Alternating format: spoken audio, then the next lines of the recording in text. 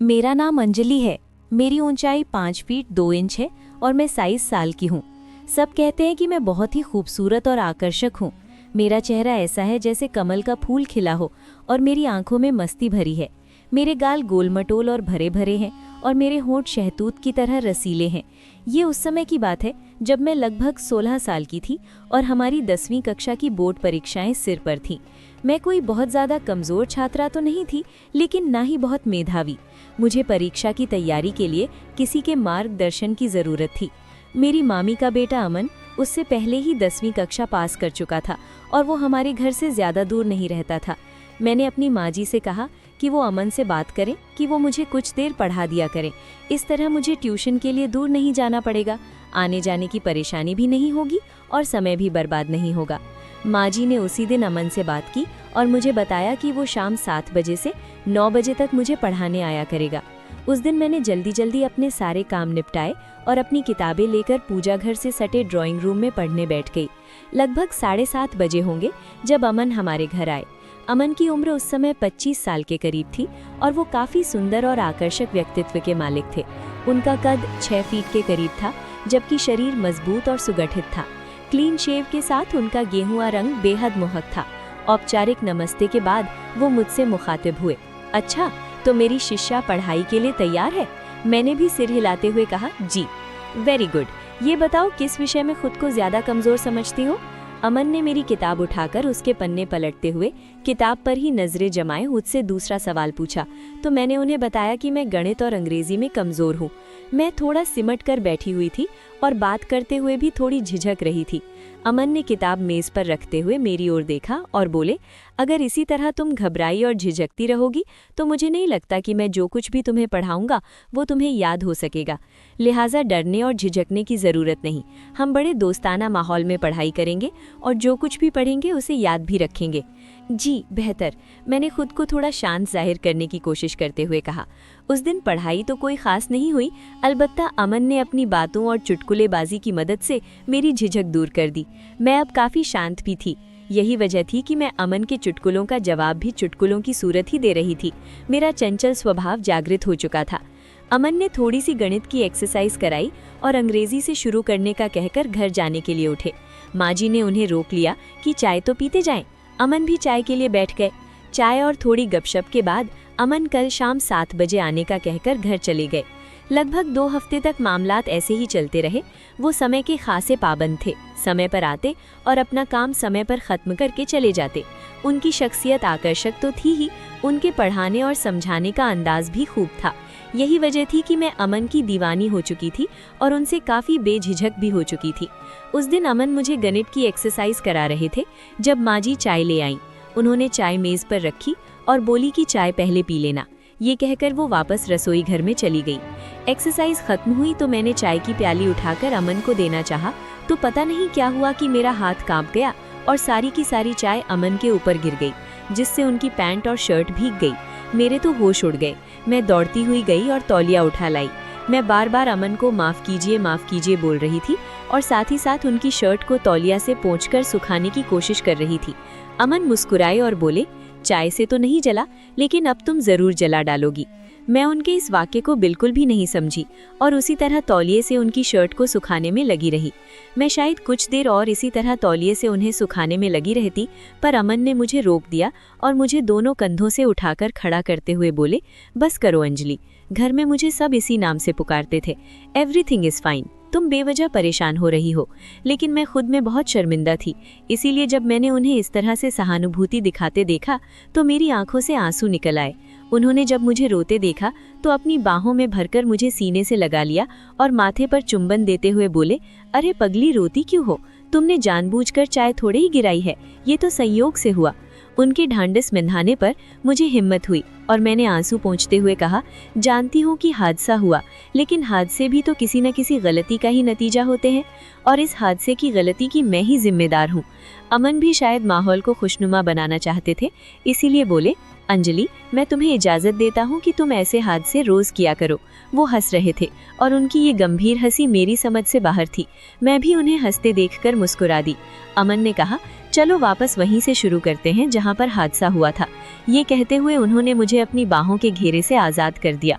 मैंने वापस अपनी कुर्सी पर बैठकर किताब खोलना चाहा तो अमन ने कहा, आज का काम खत्म समझते हैं, मैं चलता हूँ क्योंकि इस हालत में मैं तुम्हें कुछ नहीं पढ़ा पाऊंगा। अमन अपनी किस हालत के बारे में कह रहे थे मुझे कुछ पता न चला। मैं तो उस दिन जब बिस्तर पर थी तो ये घटना बार बार मेरे दिमाग में घूम रही थी और ये सब उस समय तो मेरे लिए बेमानी थी, लेकिन अब इन घटनाओं को सोचना अच्छा लग रहा था और मुझे पता ही न चला कि कब नींद आ गई और मैं नींद का की गहरी घाटी में गोते खाने लगी। उस रात मैंने बार बार अमन को देखा। कभी हम किसी पवित्र नदी के किनारे बैठे बातें कर रहे होते, कभी किसी उद्यान पार्क के कोने में किसी बेंच पर बैठे कुछ रहस्यमयी बातें कर रहे होते, कभी पहाड़ों जंगलों और रेगिस्तानों में, तो कभी उछलती कूदती समुद्र की लहरों से खेल रहे होते। कहने को उस रात मैंने और अमन ने मिलकर पूरी दुनिया की सैर की। मैं उस दिन बहुत गहरी नींद सोई। सुबह उठी तो मेरे सपने का हर एक दृश्य मेरे मन में अंकित था। मैं बिस्तर से उठना ही नहीं चाह रही थी। मैं सपनों की दुनिया से निकलना ही नहीं चाह रही थी। मुझे मालूम नहीं कि ऐसा क्यों था, पर जो भी था बहुत सुखद था। उस दिन के बाद अंजलि और अमन के बीच पढ़ाई एक बहाना और मिलने की वजह बन चुकी थी। अब किताबों के पन्नों से ज्यादा एक दूसरे की आंखों में जवाब खोजे जाते थे। अमन जब कोई सवाल समझाते तो अंजलि उसका जवाब पहले से जानती होती, लेकिन फिर भी सिर झुकाकर कहती, मुझे नहीं आता, आप समझा दीजिए। अमन हंसकर कहता, तुम भी ना अंजलि बड़ी चालाक हो, और अंजलि मुस्कुराकर सिर झुका लेती। एक दिन अमन ने एक छोटी सी डायरी में कुछ नोट्स बनाकर अंजलि को दिया तो अंजलि ने पूछा, इसमें क्या है? अमन ने कहा, इसमें वो बातें हैं जो मैं हर दिन तुमसे कहना चाहता हूँ लेकिन कह नहीं पाता। अंजलि की आंखें भर आईं, लेकिन उसने तुरंत खुद को संभाला और डायरी लेकर पढ़ने की बजाय उसे अपनी किताबों में सहेज लिया, जैसे कोई अपने सबसे कीमती खजाने को छुपा कर रखता है। उन दोनों के बीच अब खामोशियां भी मीठी लगती थी। कभी कभी अमन कोई पुरानी कविता सुनाता तो अंजलि कहती, ये तो तुम्हारे दिल की आवाज लगती है, और अमन मुस्कुराकर कहता, शायद तुम ही वो दिल हो जिसकी वजह से ये आवाज निकली है। एक दिन जब अमन थोड़ा उदास था, अंजलि ने पूछा, क्या हुआ? तो अमन ने कहा, पता नहीं, अब डर लगने लगा है कि कहीं ये सब कुछ बस एक सपना ही न हो जाए। अंजलि ने उसका हाथ थामा और बोली, अगर ये सपना है तो मैं नहीं चाहती कि कभी आंख खुले। उस शाम पढ़ाई के बाद जब अंजलि अमन को दरवाजे तक छोड़ने आई तो अमन ने चलते चलते रुककर कहा, अंजलि, क्या तुम्हें मेरे बिना अकेलापन लगता है? अंजलि ने नजरें झुकाकर कहा, हाँ लगता है, बिल्कुल वैसा जैसे बिना चांद के रात अधूरी लगती है। अमन ने कुछ नहीं कहा, लेकिन उसकी आंखें बोल गईं। अगले कुछ हफ्तों में अमन की पढ़ाई पूरी हुई और उसका जॉब इंटरव्यू तय हुआ। वो अब दूसरे शहर जाने वाला था। ये सुनते ही अंजलि के पैरों तले जमीन खिसक गई। वो चुपचाप कमरे में चली गई। अगले दिन जब अमन पढ़ाने आया तो अंजलि ने कुछ नहीं कहा, बस एक पुराना सा रिबन निकालकर अमन की किताबों के साथ रख दिया। अमन ने पूछा, ये क्या है? अंजलि बोली, ये मेरी आखिरी परीक्षा की निशानी है, जब मैं बहुत डरी हुई थी और यही रिबन बांधकर मैंने पेपर दिया था और अच्छे नंबर लाई थी। अमन ने रिबन को बहुत प्यार से देखा और कहा, इसे मैं अपने साथ ले जाऊंगा, ये मेरे लिए किसी शुभ चिन्ह से कम नहीं। अगले दिन अमन को स्टेशन तक छोड़ने अंजलि और उसकी मामी मामा सभी आए, लेकिन अंजलि ने पूरे रास्ते एक शब्द न बोला। जब ट्रेन आई तो सबने विदा ली, लेकिन अमन अंजलि के सामने रुककर बोला, मैं लौटकर जरूर आऊंगा अगर तुमने मेरा इंतजार किया तो। अंजलि की आंखों से आंसू टपकने लगे।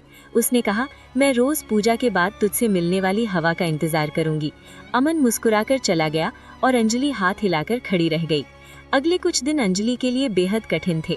न वो ठीक से खा पाती, न पढ़ाई में मन लगता, लेकिन हर शाम वो छत पर जाकर उस दिशा की तरफ देखती जिधर अमन गया था। एक दिन मामी ने कहा, अंजलि बेटा, क्या बात है, तू पहले जैसी हंसमुख नहीं रही? तो अंजलि ने बस मुस्कुराकर कहा, कुछ नहीं मामी, बस मन नहीं लग रहा।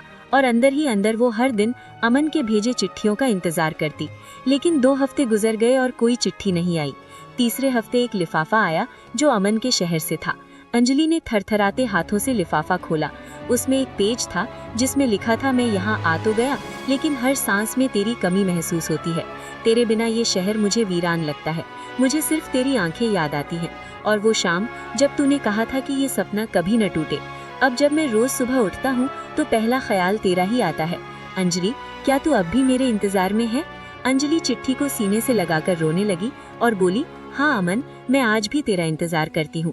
अगली सुबह अंजलि ने मामी से कहा, मैं अब हर दिन पूजा के बाद एक खत अमन को भेजूंगी। और उसने अमन को खत लिखना शुरू कर दिया, जिसमें वो अपने दिन भर की बातें साझा करती, अपने सपनों की बात करती और पूछती, कब लौटोगे अमन, कब आएगा वो दिन जब हम फिर एक छत के नीचे होंगे।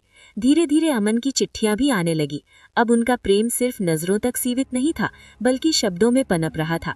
वे दोनों एक दूसरे के ख्वाबों में रहते थे। एक दिन अमन ने लिखा, अगले महीने मेरी नौकरी पक्की हो जाएगी और मैं तुझे अपने घर की रानी बनाकर लेने आऊंगा। अंजलि की आंखों से आंसू टपक पड़े और उसने लिखा, मैं हर सुबह तुम्हारे नाम की मिठाई बनाकर रखती हूँ और जब तक तुम आ नहीं जाते वो मिठाई खुद नहीं खाती। अब कहानी ने एक नया मोड़ ले लिया था, जहाँ दूरियां भी उनके प्यार को कमजोर नहीं कर पा रही थी, बल्कि हर दिन और मजबूत कर रही थी। क्या अमन सच में लौटेगा? क्या अंजलि का इंतजार खत्म होगा? अगला भाग और भी रोमांचक और भावनात्मक होगा। अंजलि हर दिन अमन के खतों को अपनी किताबों के बीच रखती और सोने से पहले उन्हें पढ़कर सोती। उसे अब अपने भविष्य की कल्पना में अमन ही दिखता था। हर सुबह जब सूर्य की किरणें खिड़की से आती तो उसे ऐसा लगता जैसे अमन ने उसका माथा चूमा हो। एक दिन मामी ने अचानक कहा,